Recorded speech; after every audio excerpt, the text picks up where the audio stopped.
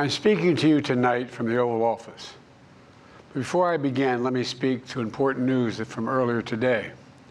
After 8 months of nonstop negotiation, my administration, a ceasefire and a hostage deal has been reached by Israel and Hamas, the elements of which I laid out in great detail in May of this year. This plan was developed and negotiated by my team and will be largely implemented by the incoming administration. That's why I told my team to keep the incoming administration fully informed, because that's how it should be, working together as Americans. This will be my final address to you from the American people from the Oval Office, from this desk as president. And I've been thinking a lot about who we are and maybe more importantly, who we should be. Long ago in New York Harbor, an iron worker installed beam after beam, day after day. He was joined by steel workers, stonemasons, engineers. They built not just a single structure, but a beacon of freedom.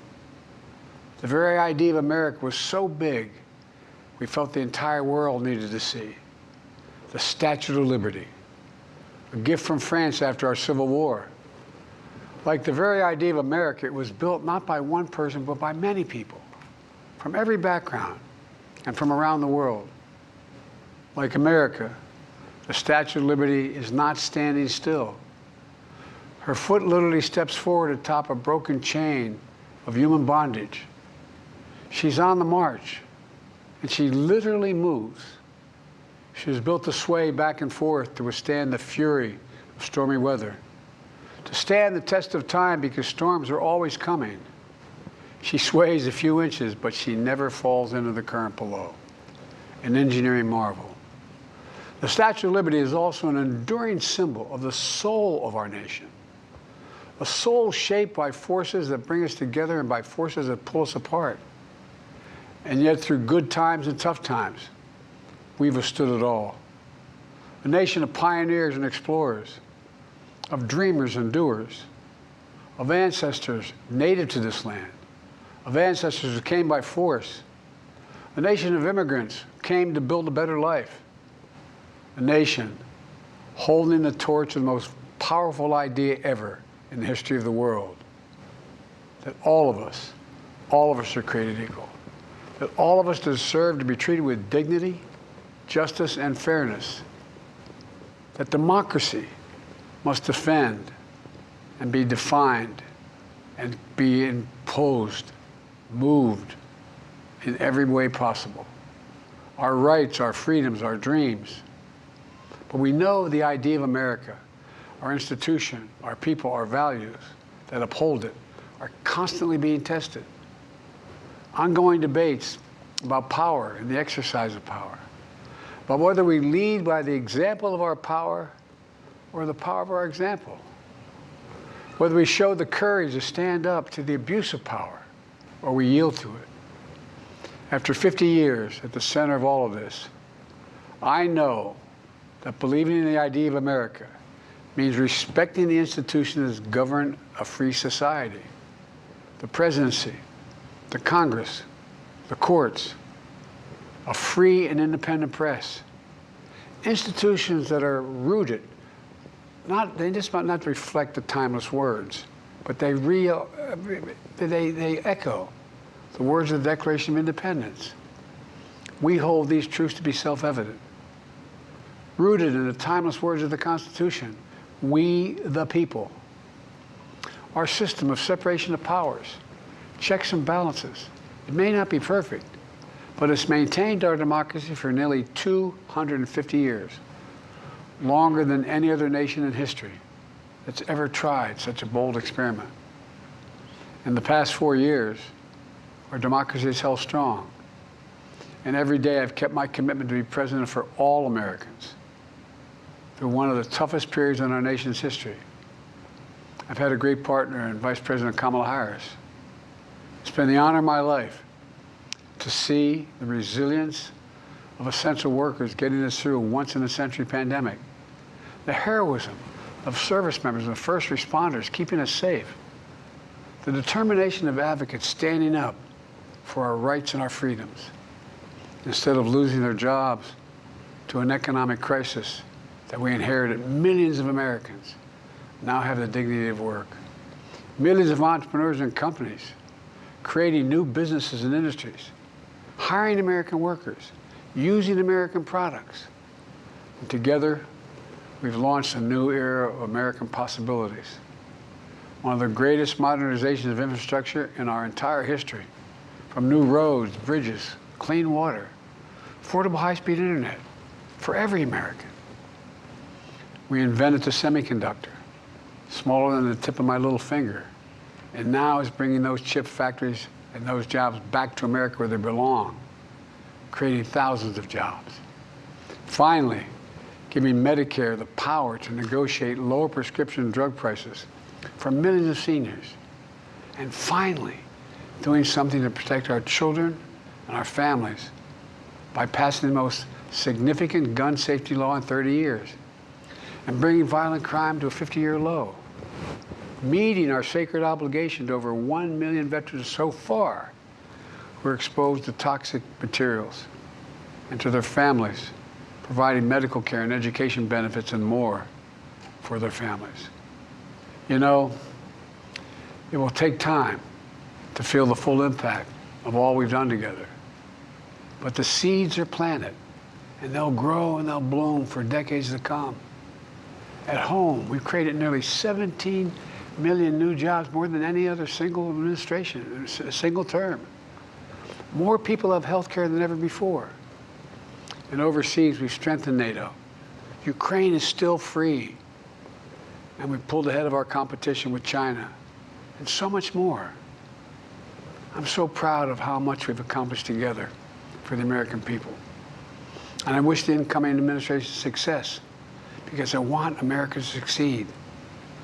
That's why I have held my duty to ensure a peaceful and orderly transition of power, to ensure we lead by the power of our example.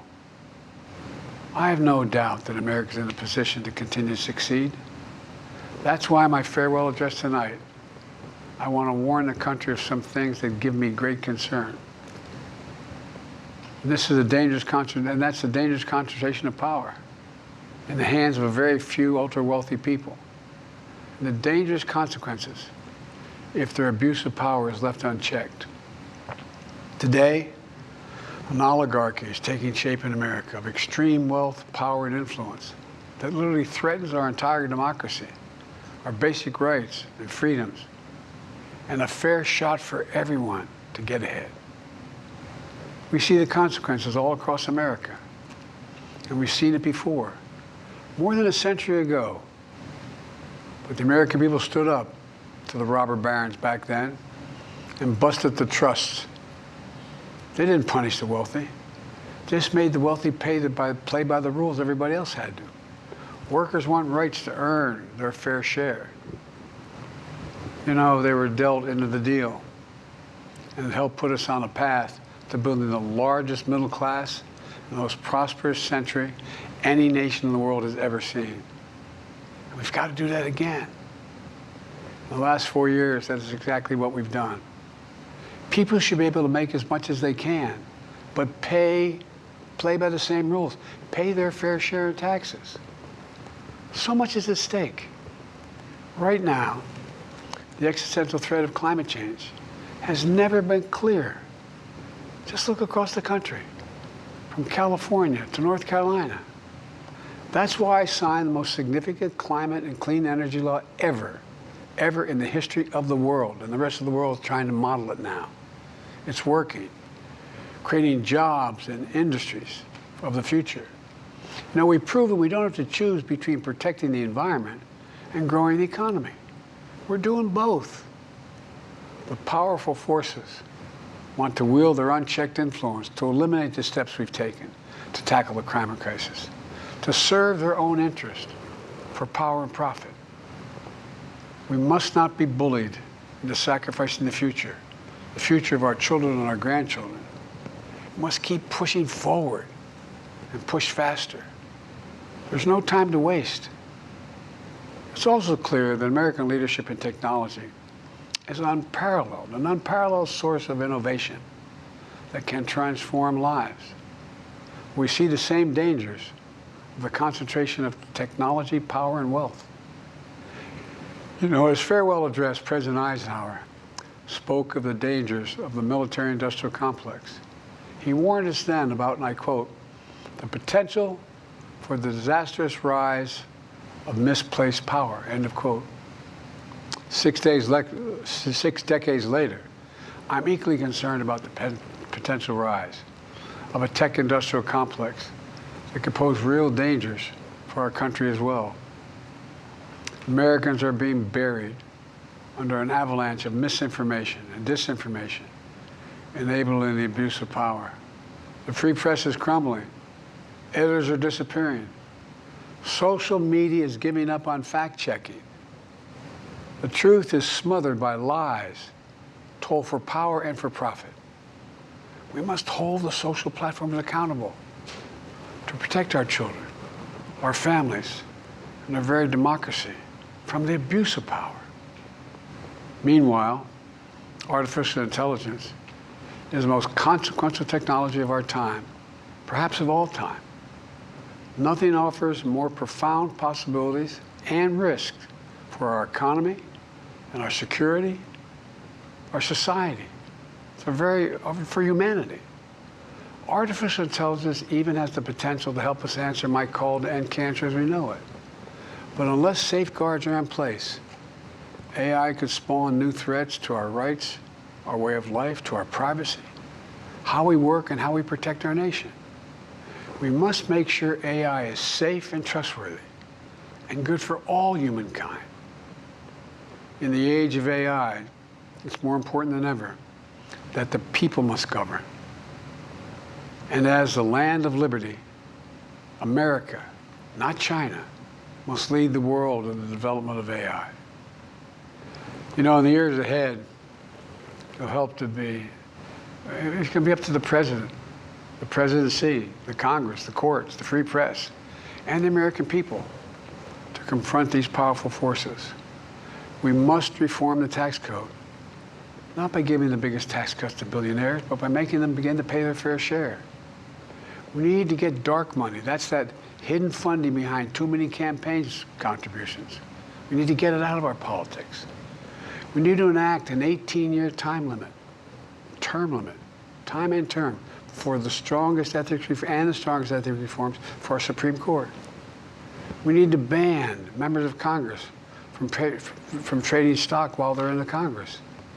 We need to amend the Constitution to make clear that no president is immune from crimes that he or she commits while in office.